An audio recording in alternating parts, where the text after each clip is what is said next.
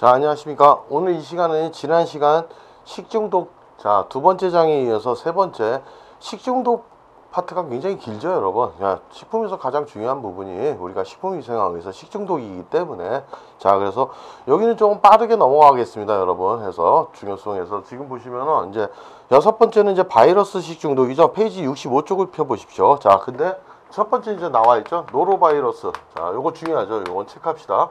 노로바이러스 식중독이죠. 보통 바이러스 하면은.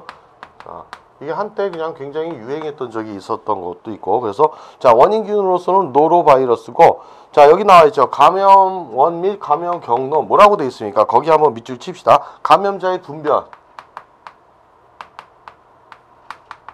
변에 의해서도 우리가 나올 수 있는 거고, 그 다음에 뭐라고 되어 있습니까? 구토에 의해서도 발견이 된다. 발견, 이렇게 알아둡시다. 그 다음에 자, 니은을 보시면 뭐 노로바이러스에 감염된 식품이나 음용수를 섭취했을 때도 되는 것이고, 그 다음에 오염된 물질을 만진 손으로 입을 만졌을 때, 그 다음에 환자 식품, 기구 등 함께 사용했을 때 다양한 경로로 우리가 통해 감염된다. 그래서 다양한 경로를 통해 감염이 될 수 있다. 이렇게 봅시다.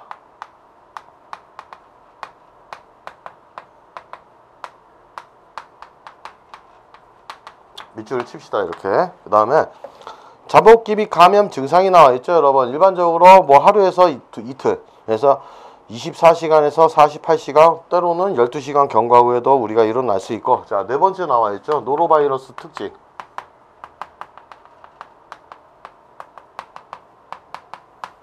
여기를 반드시 한번 체크하시고 이 표를 봅시다, 여러분. 자, 낮은 감염량인데 문제점이 뭐라고 나와 있습니까? 그러니까 어느 정도 1제곱센티미터당 10제곱 이하의 입자로서도 감염이 가능하다는 거죠. 낮은 감염량. 그 다음 문제점 봅시다. 사람과 사람에게서 감염될 수 있다. 그 다음에 2차 뭐 음용수나 우리 식품에서도 감염이 가능하고 식품 조리자에 의해서도 전염 가능하다. 거기 밑줄을 칩시다, 여러분. 그 다음에 환경에서의 안정성을 봅시다, 여러분.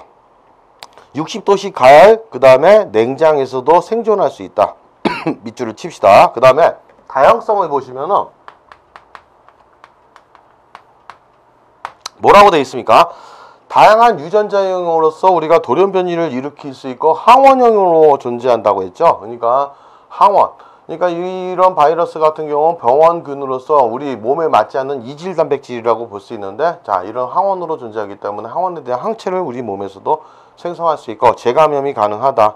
여기. 그리고 항체에 대한 내성이 있습니다, 여러분. 그래서 거기 밑줄을 칩시다. 그 다음에 반드시 영구 면역은 없다는 거, 재감염이 가능하다는 거, 거기에 반드시 밑줄을 칩시다, 여러분. 뭐 노로바이러스 예방법은 여러분이 개인 위생 관리 철저, 그 다음에 2차 감염 예방하고 이런 것들을 반드시 읽어보시면 되겠습니다. 자, 이런 부분 이렇게 하시고, 그 다음에 66쪽을 펴봅시다, 여러분. 자, 일곱 번째는 세균성 식중독 방지 대책이라고 나왔죠.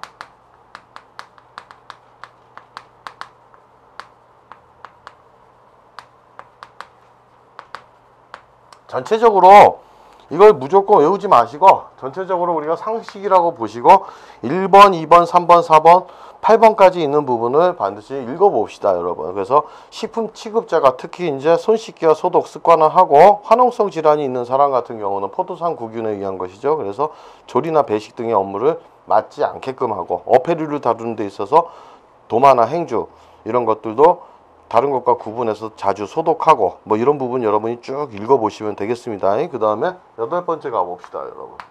화학성 식중독이죠. 화학성 식중독 했을 때 요거는 이제 균에 의한 감염이 아니죠, 여러분. 이물질이 들어갔을 때죠. 그래서 여기 개념을 보시면 뭐라고 되어 있습니까, 여러분? 반드시 여기 밑줄을 치시고 압시다. 화학성 식중독은 뭐냐? 인체에 유해한 화학물질을 그렇죠? 오용하거나, 자, 고의적으로 식품에 혼용할 수 있는 것. 그 다음에 자연적으로 식품 자체에 함유되어 있거나 혼입되어 일어날 수 있는 중독이다. 밑줄을 칩시다, 반드시, 여러분. 그래서 자, 인체 유해 화학 물질을 집어넣거나, 그죠? 고의적으로 혼합을 하거나 이런 부분이죠. 이거 사용하는 거죠. 모르게 그런 부분들. 우리 그러니까 인체에 맞지 않는 것들을 갖다가 자, 혼입시키거나 이런 부분으로 가고, 이런 화학성 식중독의 원인 물질을 전체적으로 봅시다.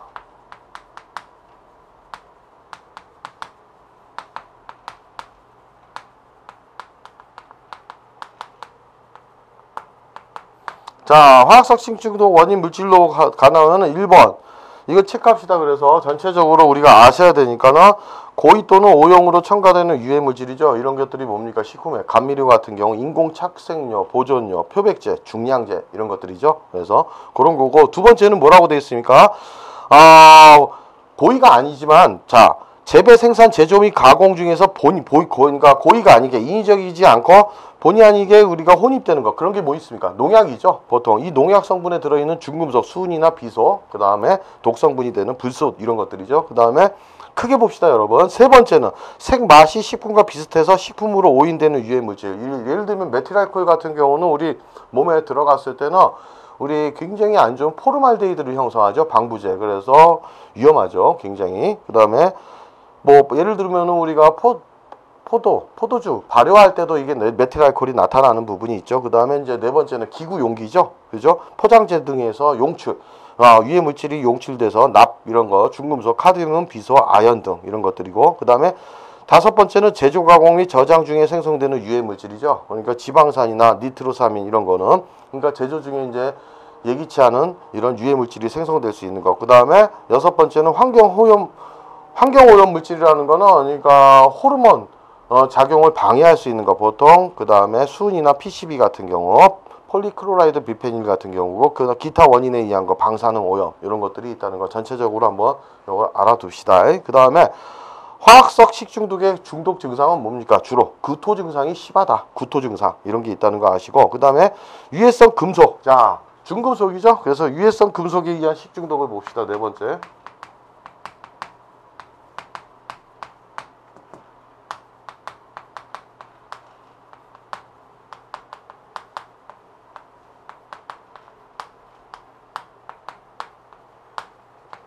자, 제일 먼저 우리가 나와 있는 게 뭐죠, 여러분? 비소가 나와 있죠. 보통 우리가 화학 계열로서는 우리가 AS라고 하는 비소죠.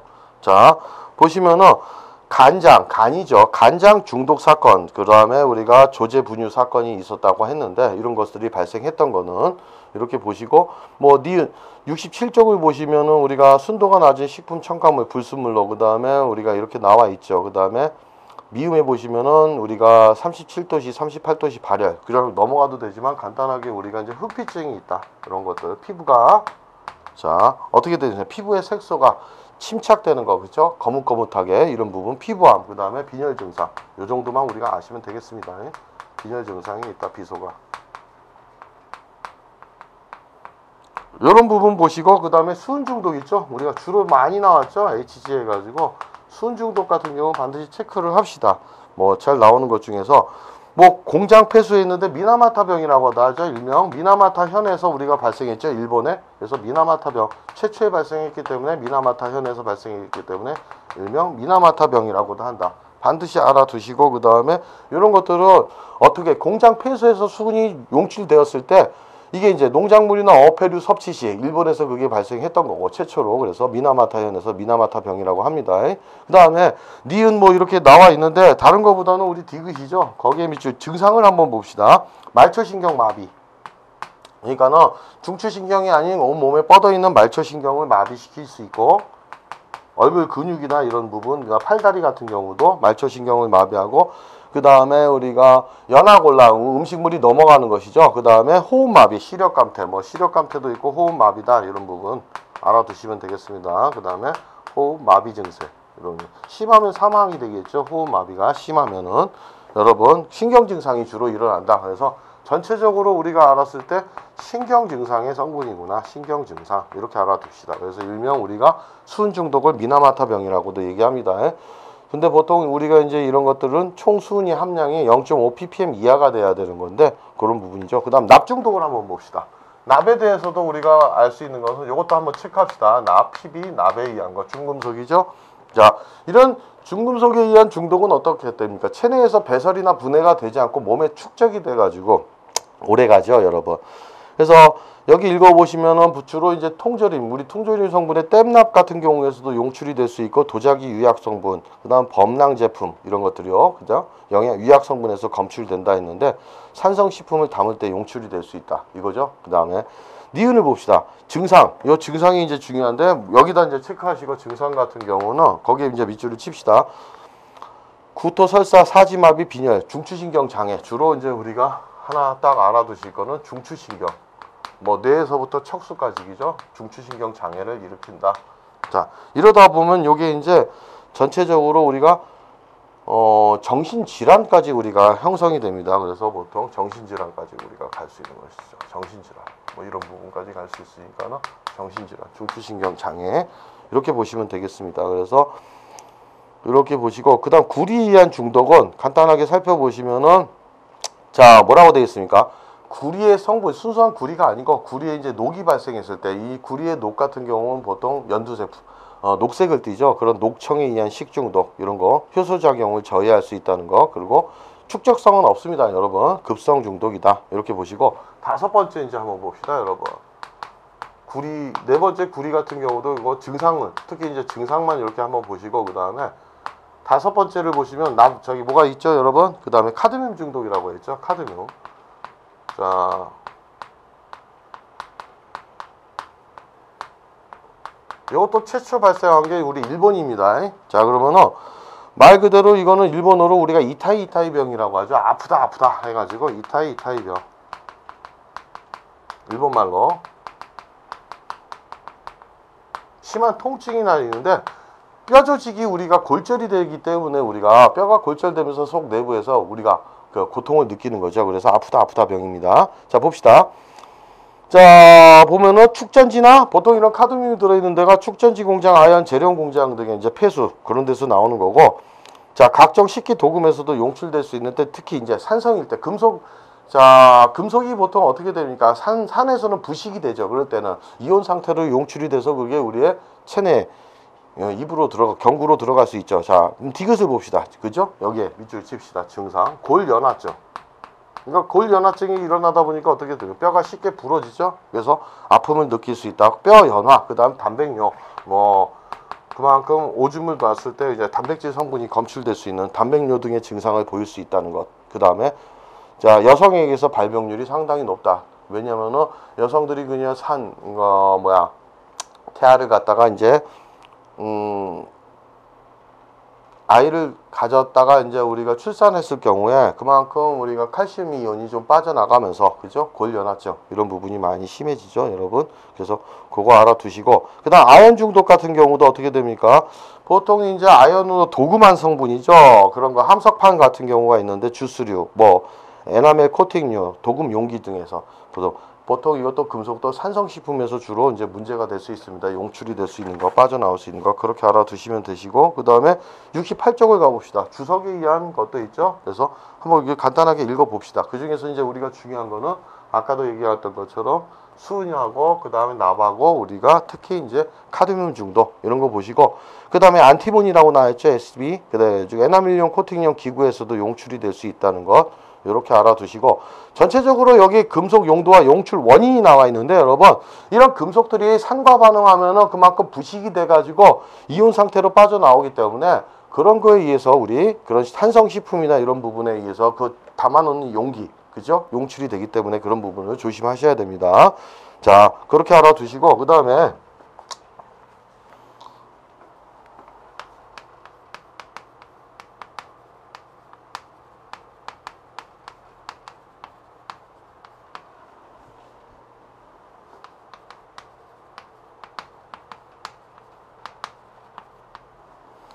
자 페이지 68쪽에 자 다섯 번째는 유해 첨가물에 의한 식중독이죠. 여러분 우리가 음식에 이제 보통 유해 착색료 같은 경우 뭐 이렇게 전체적으로 우리는 요거 제목을 좀 봅시다. 유해 착색료 같은 경우 유해 착색료에 의한 것들이 뭐가 있습니까?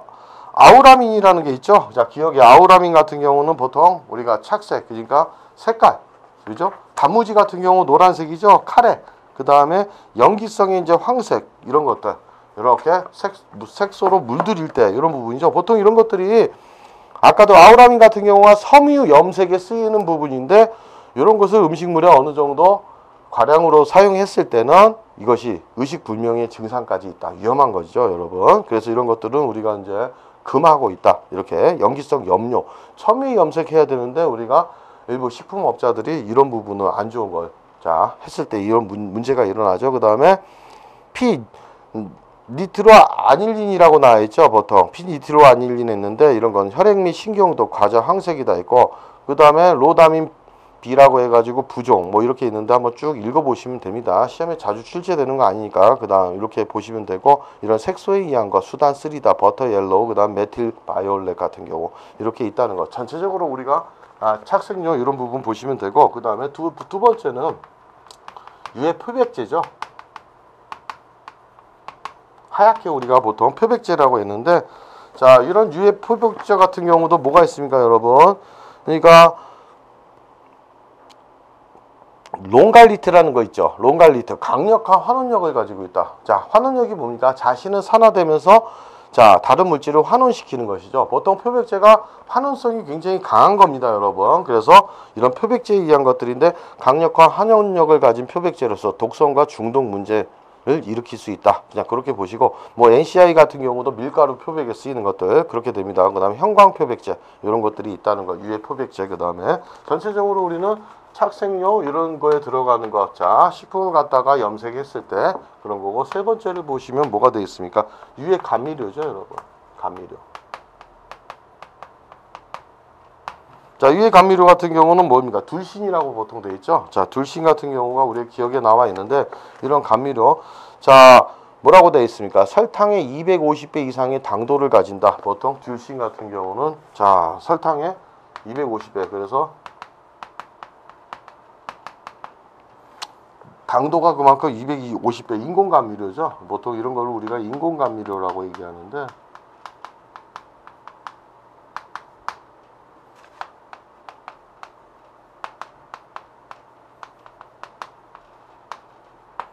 자, 근데 이런 것들이 어떻습니까? 혈액독으로서 간, 신장, 간 종양 등을 발생시키며 중추신경의 자극.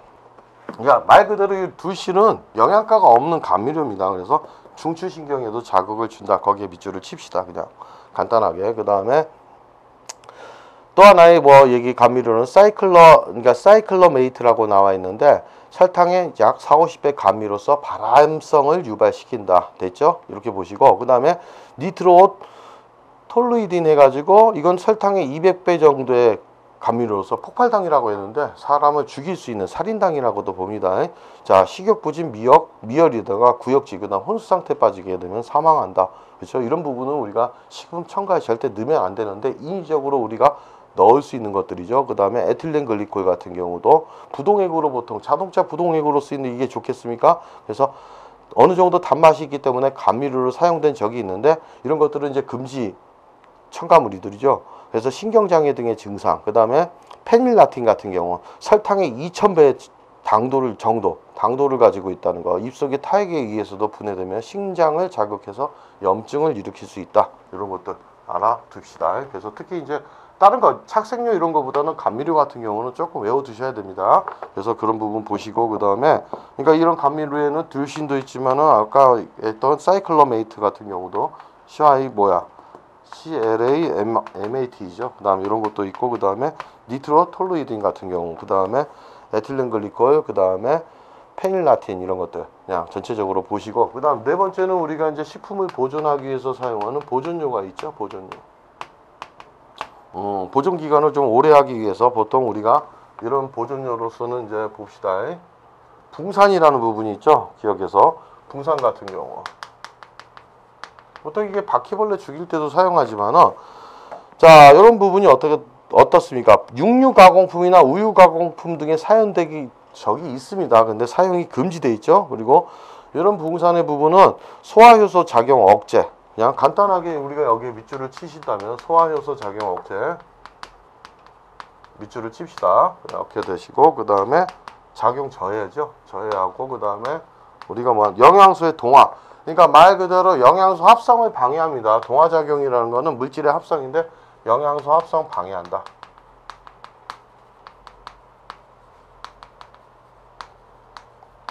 그리고 지방을 분해시켜 체중을 감소.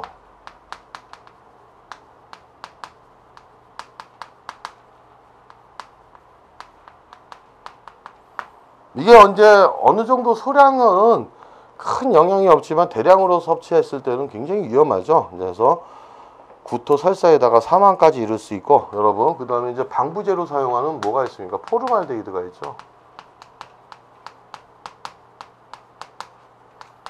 요건 1차 알코올인 메틸알코올, 메탄올이 산화됐을 때 포름알데히드가 되는데 여러분 이게 굉장한 독을 유발하죠.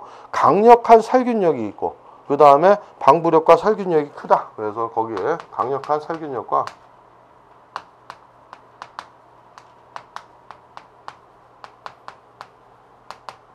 그 다음에 방부력, 썩지 않는 균에 의해서 그죠? 우리가 식품이 상하지 않을 수 있는 이런 거 굉장히 위험한 거죠, 여러분. 그래서 우리가 보통 동물의 장기를 보관할 때도 저런 포름알데히드 용액에 보관합니다. 그래서 썩지 않게끔 그런 부분인데 그걸 갖다가 인체에 흡입이 됐을 경우 굉장히 위험하죠. 그래서 구통, 구토, 현기증, 호흡곤란 등의 증상이 나타날 수 있다. 거기 밑줄 칩시다. 그래서 증상 같은 경우 그렇게 알아둡시다. 그 다음에 베타라프톨이라는 부분은 곰팡이 방부 살균 작용이 강하기 때문에 자 보통 간장 같은 경우에 간장 식품에 들어갔지만은 우리가 음식을 조리할 때 그 양념을 맞추는 간장을 얘기하는 거죠. 근데 독성이 강해서 사용이 금지됐다는 거. 그 다음에 우리가 유트로핀이라는 부분이 있죠. 그 다음에 요것도 한번 읽어보시면 되고 그 다음에 승홍이라고 해서 염화수은이라는 부분, 그 다음에 실리칠산 이런 것도 있고 불소.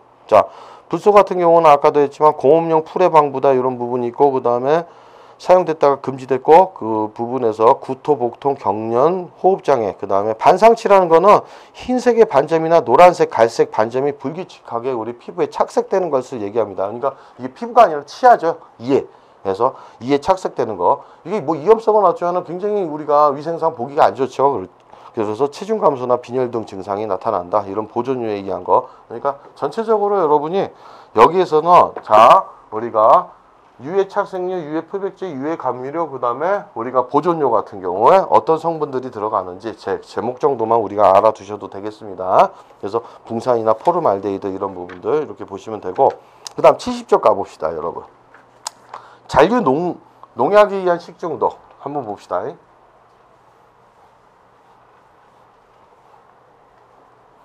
자 70쪽을 보시면 여섯 번째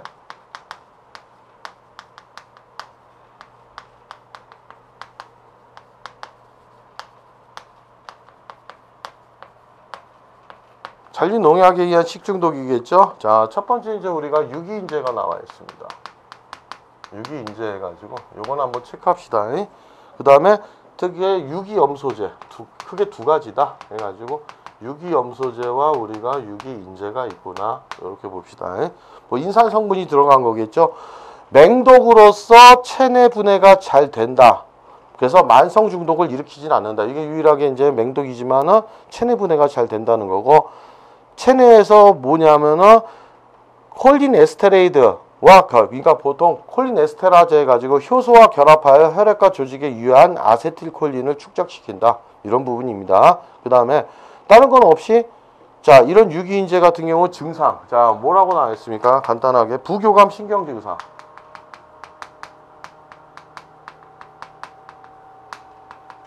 우리가 말초신경 중에서는 교감과 부교감 신경이 있죠. 보통 이제 부교감 신경 같은 경우는 우리가 이제 안정시 이렇게 발생할 수 있는 부분인데 메스꺼움, 구토, 동공 축소 이런 부분 이런 증상을 일으키고 중추신경 마비 증상이 있다. 이렇게만 봅시다.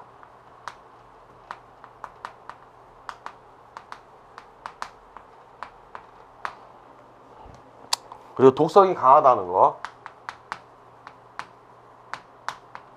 그렇지만 우리가 뭐라고 되어 있습니까? 체내 분해가 잘 되기 때문에 자 만성 중독은 없습니다. 근데 유기염소제 같은 경우는 우리가 이제 보통 수돗물 소독할 때도 염소 성분이 들어가죠, 여러분. 근데 이제 이거 같은 경우는 독성이 약하다.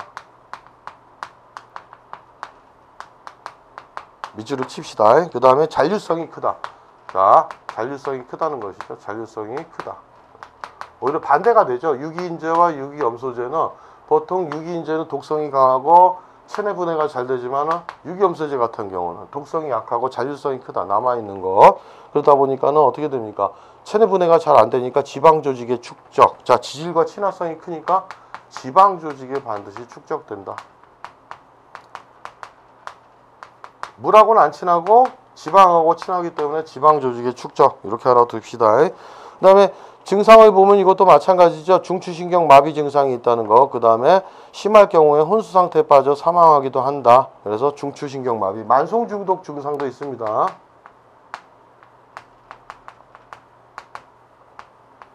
그 다음에 만성 중독 증세, 보통 DDT 농약이죠. 그 다음에 알드린, BHC 등이 있으면 화학적으로 매우 안정하기 때문에, 안전이 아니라 안정이라고 봐야죠. 화학적으로 매우 안정해서 야채나 과실류에 잔류되어 만성 중독을 일으킨다 해가지고 우리가 만성 중독이다, DDT나 알드린 이런 거에 있다는 거 반드시 체크를 합시다. 그 다음에 유기수은제도 나와 있죠. 여러분 이렇게 읽어보시면 되고, 뭐 주로 나오는 건 유기인제와 유기염소제니까 거기 체크하시고, 유기수은제도 여러분 읽어보시면 됩니다. 보통 이제 농약으로 사용되는데 이 수은이 수은의 화합물이죠. 에틸수은계 이런 것들이 우리가 이제 입으로 또는 우리 코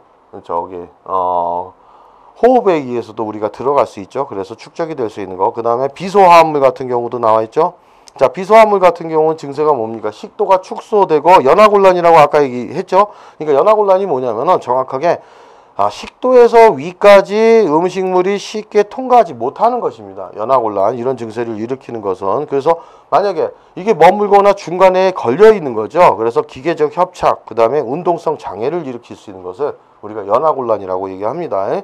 그래서 증세가 나타나고 위통, 구토, 설사 이런 부분이 있다. 그 다음에 카바메이트 해가지고, 카바메이트제 있을 때 콜린에스테라제 작용의 효소를 저해하기 때문에 저해해서 우리가 식중독을 일으킬 수 있다. 이게 이제 유기인제와 기능이 유사하다. 그 다음에 유기불소제 이런 것들이 있다는 것들, 이렇게 해서 그 농약에 의한 것들, 그래서 유기인제, 유기염소제 이렇게 알아둡시다. 그 다음에 기타 유해 물질로는 우리가 또 뭐가 있습니까, 여러분? 여기서 보시면은 기타 유해 물질로는 7번째가 하시면은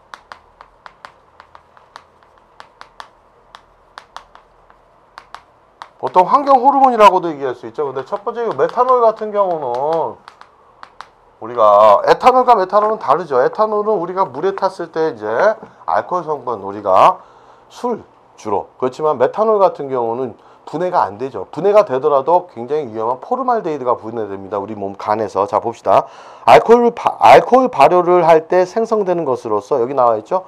자, 포도주 등의 과실주, 정제가 불충분한 에탄올, 증류수 등의 소량 함유.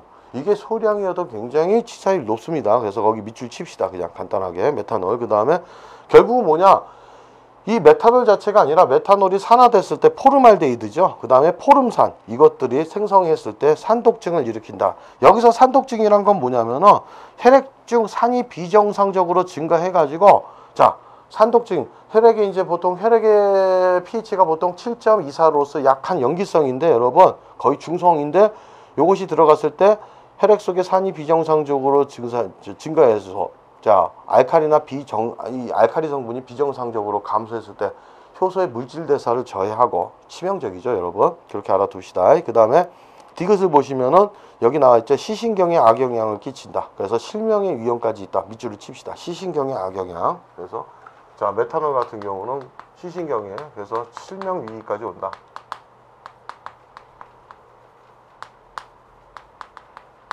자, 메탄올은 보통 이제 알코올 발효 시 이제 소량에 생성되는 거, 그 부분을 보셔야 되겠습니다. 그 다음에 이제 두 번째는 PCB라고 되어 있죠. 지금 사용은 금지되어 있지만은, 자, 폴리크로라이드 비페닐 해가지고 탈취 공정에서 기름을 가열하는 열매체로 사용됐던 PCB가 열교환 파이프에서 유출돼서, 자, 미강유라는 거는 보통 뭐냐면 현미, 우리가 현미를 도정할 때 그 쌀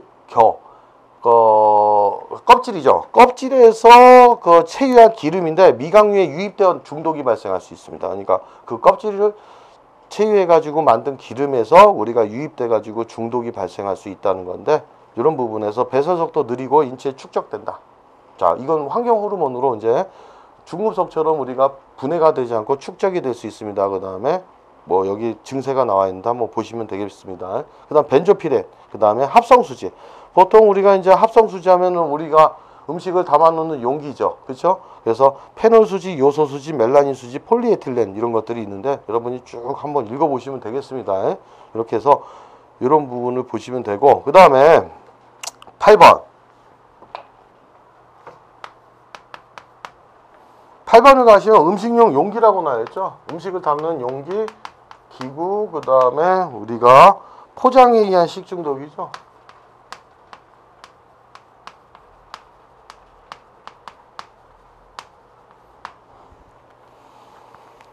바로 이런 것들이 이제 우리가 합성수지, 보통 이렇게 볼 수도 있죠. 합성수지 제품. 자, 그래서 우리가 크게 합성수지 제품은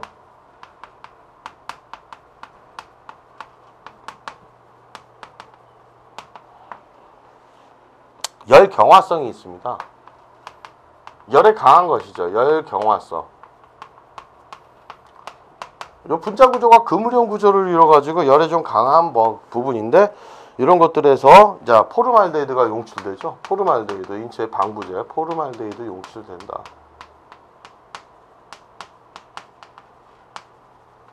자, 그런 걸로 우리가 뭐 있습니까? 이런 열 경화성이 이제 요소, 수지.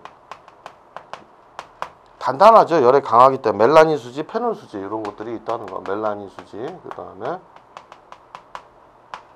페놀 수지. 뭐 화학적으로 부분이니까 이걸 자세하게 우리가 외우실 필요는 없습니다, 여러분. 단지 이제 열 경화성에 들어가는 거. 그 다음에 니은의 열 가소성은 열에 약한 것이죠. 그래서 열에 약한 우리가 합성 플라스틱이라고도 보는데 열 가소성 수지죠. 그러니까 식품을 포장하거나 그 담는 용기 같은 경우 있죠. 그 일회용이다 이런 부분들, 그런 것들에 의해서 우리가 나타날 수 있는데, 포르말데히드 용출성은 없습니다. 우리가 인체에 유해한 그대 가소제나 안정제, 프탈산 에스테르 이런 것들을 하는데, 폴리에틸렌, 보통 이제 우리가 열가소성 수지로서는 폴리가 많이 들어가죠. 폴리자가 들어가는데 폴리에틸렌 같은 경우 그죠? 그 다음에 이제 폴리프로필렌,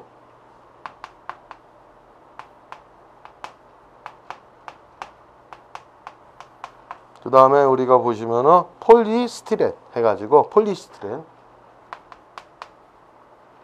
굳이 안 외우셔도 됩니다, 여러분. 이런 부분은 화학적인 부분이기 때문에. 그 다음 PVC 해가지고 폴리비페닐 클로라이드 해가지고 이런 부분이죠. 이런 용기에 의해서도 우리가 일어날 수 있다는 것, 이렇게 보시면 되겠습니다, 여러분. 그래서 여기 표에도 나오는 걸 보시면 여러분, PVC 제조에 사용되는 첨가제의 종류 있고, 전체적으로 이거 굳이 안 외우셔도 되고, 밑에 가시면은 오히려 여기를 한번 봅시다. 72쪽에 가시면은, 자, 요거는 체크합시다. 합성수지의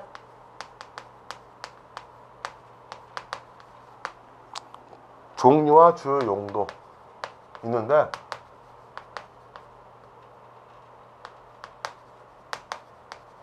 저런 합성수지가 어디에 사용되느냐 했을 텐데, 그런 열 경화성 수지, 그 다음에 열 가소성 수지, 요 간단하게 식품 및 부엌 용도. 그러니까 아까 얘기했죠, 여러분. 열 경화성은 전체적으로 이걸 자세하게 외우지 마시고 그냥 크게 갑시다. 열 경화성은 열에 강하기 때문에 주로 어떻게 합니까? 페놀 수지는 뭐 주방에 주발이나 차나 냄비 손잡이 같은 경우, 쟁반 이런 것들, 급식용 식기나 이런 부분, 여기서도 우리가 용출이 될 수 있다는 거 아시고, 열 가소성 수지는 좀 열에 약하기 때문에 우리가 병, 용기 뭐 이렇게도 나와 있지만은, 자, 우리가 플라스틱 병 같은 경우죠. 그냥 유리병 얘기하는 거 아닙니다, 여러분. 용기, 그 다음에 뭐 또 식품의 생수통 이런 것들을 얘기하는 거죠. 햄 포장 뭐 이런 것들이 있으니까 이렇게 한번 보시면 되고, 그다지 아주 중요한 부분은 아니니까 넘어가셔도 됩니다. 시험에 자주 출제되는 부분은 아닙니다, 여러분. 그 다음 73쪽을 보시면 종이 제품에도 나와 있죠. 형광 표백제의 발암성, 그 다음에 폴리크로비페닐 해가지고 유해 환경 물질, 그래서 종이 가공지, 가공 첨가제, 그 다음 포장 재료로부터 이행될 수 있는 물질들, 이런 것도 그냥 한번 읽어보시고 넘어가시면 되겠습니다. 자, 그 다음에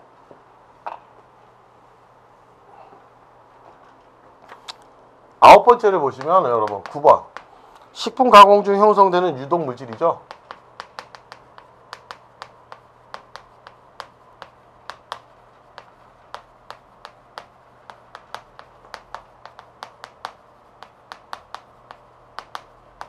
여기를 한번 살펴봅시다. 자, 해가지고 첫 번째 우리가 뭐가 나왔으니까 하나의 약자로 돼 있죠. PAH라고 했을 때 PAH가 뭐니까 폴리사이클릭 아로마틱 하이드로카본스 해가지고, 자, 다환 방향적 탄화수소 이렇게 나와 있죠. 그래서 자, 다환 방향적 탄화수소인데 이런 게 주로 어디에서, 자, 태운 고기, 저 보통 음식 태운 음식이라고 나왔죠. 태운 음식에서 나올 수 있다. 밑줄을 치시고, 자, 발암성을 유발하죠. 보통 훈제식품 같은 경우. 훈제식품은 보통 주로 연기로 우리가, 그죠? 조리를 하죠. 그래서, 그런 거, 발암성. 그래서 여기다도 하나 더 하면 발암성이다. 발암성 유발이다. 발암물질. 이렇게 알아둡시다. pH가 무엇이냐는. 그 다음에 헤테고리 아민유 해가지고 두 번째는 헤테로고리 아민유가 나와있죠. 아민이라는 거 아까 유해아민 같은 경우는 알러지 식중독을 일으킬 수도 있다고 했죠. 그래서 식품 자체 또는 아미노산 단백질을 여러분 여기다 밑줄 쳐봅시다. 자, 단백질을 300도 이상 가열했을 때 생성되는 열분해 산물이다. 그래서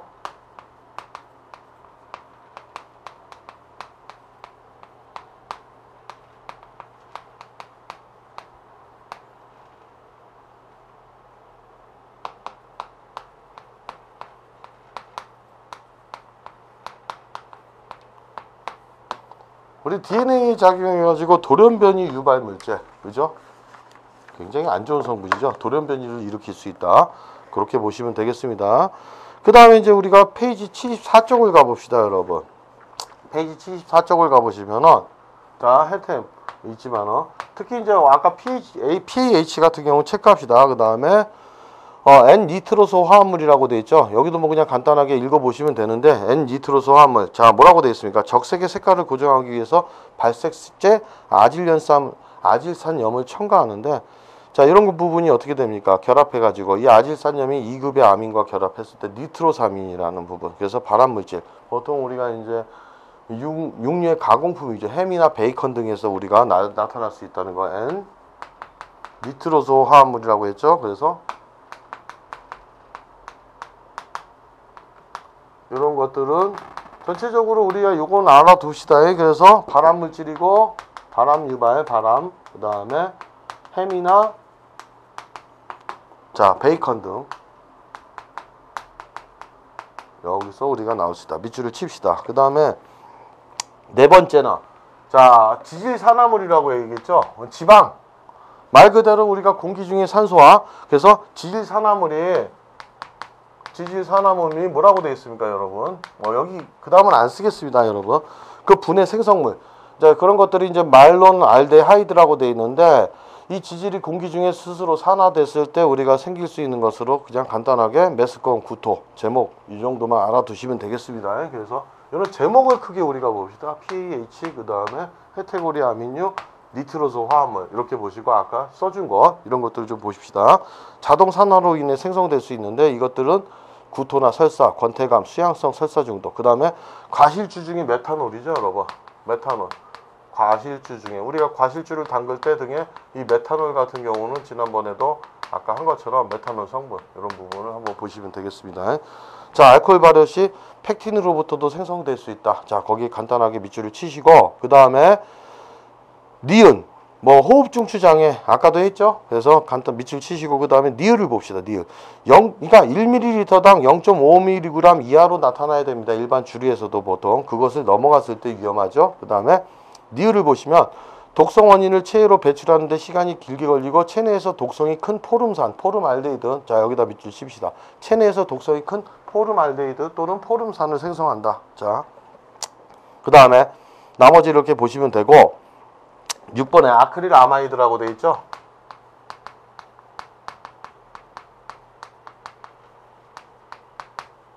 이런 성분은 또 뭐냐? 자, 여기다 밑줄 칩시다. 탄수화물 함량이 높은 식품을 높은 온도에서 이것도 체크하시고 높은 온도에서 조리 가공할 때 자연적으로 생성한다. 아크릴 아마이드. 자, 이런 것들. 그래서 특징을 봅시다, 여러분. 여기 있죠? 120도씨보다 낮은 온도에서 삶거나 끓이는 음식에는 아크릴 아마이드가 검출이 되지 않는데 높은 온도죠. 그러니까 뭐라고 되어 있습니까?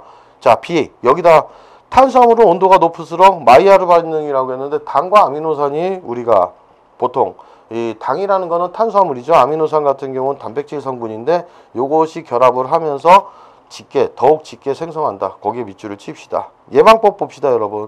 그래서 보통 감자 같은 경우는 요거 아크릴 아마이드는 한번 체크합시다, 여러분.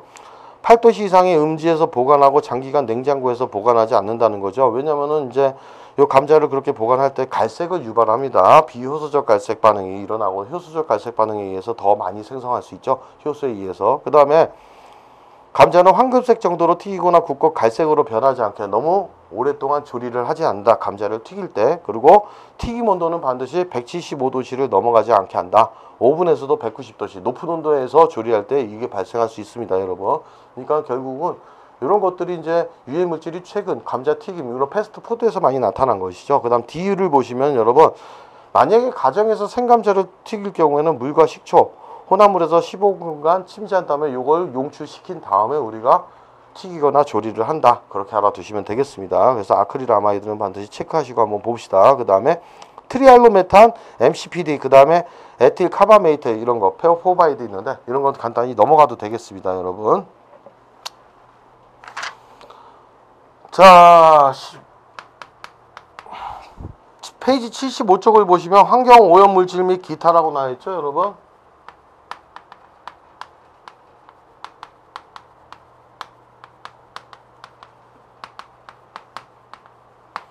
여기에 뭐가 있습니까? 생물 농축, 먹이 연세. 먹이 연세가 뭡니까? 상위 영양 단계죠. 그러니까는 생산자, 소비자, 1차, 2차, 3차 소비자로 갈수록 많이 축적이 되는 것이죠. 그래서 체내에 축적이 돼가지고 자 환경 호르몬 부분으로 그러니까 생리작용을 억제, 방해하는 것이죠. 그래서 생물 농축 현상인데 PCB와 다이옥신 같은 경우가 그런 부분을 일으킬 수 있다는 것. 자 그래서 여기에 이제 뭐 PCB 같은 경우 있죠. 그래서 이런 것도 자 축적될 수 있는 건데 여러분 봅시다. 내분비 교란 물질. 그러니까 우리가 말 그대로 호르몬 대신 이 내분비 교란을 일으킬 수 있는 것이죠. 그래서 이런 거 있는데 한번 읽어만 보시면 되고 넘어갑시다. 여기도 방사선 물질이 있는데 이것도 한번 보시면 됩니다. 그 다음에 멜라민 같은 경우는 최근이죠. 세 번째. 여기 두 번째 같은 경우는 우리가 방사선 물질이 돼 있는데 그 다음에 세 번째 멜라민. 주로 그냥 잘 출제는 되지 않습니다, 여러분. 멜라민 같은 경우는 한번 봅시다. 근데 중국에서 우리가 이런 부분도 많이 들어왔죠. 기억에 보면은 열에 강한 멜라민 수지 생산에서 사용되는 원료 물질로서 자 니은 봅시다, 여러분. 58년에 비단백질 질소으로 소의 사료에 사용됐다가 지금은 금지한 겁니다. 사용 금지죠. 자 디귿의 축적성. 자 여기 멜라민은 대부분 신장을 통해 요로 배설된다. 그 다음에 독성 및 발암성 해가지고 여기 한번 밑줄 쳐봅시다.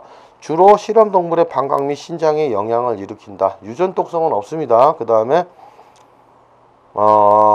국제안 연구에서 인체 발암성으로 분류할 수 없다고 했고 식품 중에 멜라민 기준은 보통 국내 멜라민 수지 사용은 요거 용출 규격 기준 30mg per 리터 이하 이 정도 여기만 체크합시다, 여러분. 그래서 멜라민 이렇게 알아두시고 그 다음에 76쪽을 펴보시면 여러분 화학적 식중독 예방 대책이 나와 있죠. 자 크게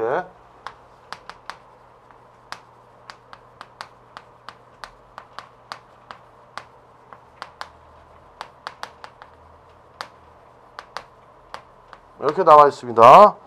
자 여기도 한번 읽어보시면 되겠죠, 여러분. 이런 화학적 식중독 같은 경우는 뭐 간단하게 상식적으로 식품의 재료, 기구, 용기, 포장은 철결하고 위생적으로 관리하고 뭐 이런 부분. 그 다음에 식품의 첨가물, 기구, 용기, 포장 등은 유해 물질이 오염되지 않도록 가급적 식품 첨가물을 사용하지 않는다. 되도록. 이건 뭐 말 그대로 고의적이지 않게 이제 인간의 존엄성 이런 부분을 해서 보통 양심에 맡겨야 되겠죠. 그 다음 네 번째 식품 첨가물을 사용하지 않는 식품 가공품을 개발한다. 전체적으로 한번 읽어보시면 되겠습니다. 자 그렇게 보시고 그 다음에 자연독에 의한 식중독이 있습니다, 여러분. 그래서 자연독 식중독의 개요까지 한번 좀 살펴보시고 이 부분을 개념을 다 갈 수는 없고 다음 시간까지 해가지고 식중독 네 번째로 간 다음에 문제풀이를 한번 들어가겠습니다. 자 10번 같은 경우는 자연독 식중독이죠. 독에 의한 식중독 이걸 살펴보시면 여러분 자 뭐 개념 한다 간단하게 읽어보시면 알죠. 자연에 있는 동식물을 잘못 선택해서 섭취하거나 조리법에 이상이 있는 경우에 식중독을 일으킬 수 있다. 그죠? 그 다음에 원인 및 예방 대책을 봅시다. 자, 첫 번째 우리가 자연독 식중독의 원인은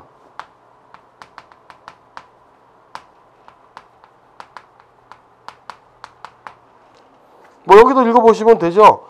유독한 동식물인데도 섭취해도 안전하다고 잘못 알고 있는 경우, 뭐 독버섯, 독꼬치 같은 경우, 뭐 독꼬치 이렇게 돼 있고, 그 다음에 유독한 부위가 제거되지 않은 경우 같은 경우는 우리 감자의 싹이죠, 그죠? 그 다음에 보고의 독, 그죠? 그 다음에 디귿의 환경적인 조건이나 특정 시기 유독화된 것을 모르고 섭취한 경우, 조개 같은 경우, 매실 그런 부분, 미숙한 매실이죠. 그 다음에 전체적으로 자연독, 식중독 예방 대책. 읽어보시면 됩니다, 여러분. 자, 섭취하기 위험한 동식물은 취급상 지식을 익히고 감별법 터득한다. 뭐 이렇게 있으니까 보고독 같은 경우 이렇게 쭉 읽어보시면 되는 거고. 자, 여기서 이제 우리가 보통 들어가 봐야 될 게 이제 자연독 중에서도 식물성. 그거는 식물성 식중독이죠. 그런 걸로 대표적인 게 뭐 있습니까? 독버섯이죠, 독버섯. 독버섯 같은 경우가 이렇게 있는데, 여러분, 자, 오늘 여기까지만 시간상 이렇게 식물성 식중독하고 그 다음에 동물성 식중독, 곰팡이 이런 쪽에 의한 식중독하고 요거는 다음 시간에 이렇게 개념을 마치고 문제풀이까지 들어가겠습니다. 자, 시간상 오늘 여기서 제 6강을 마치겠습니다.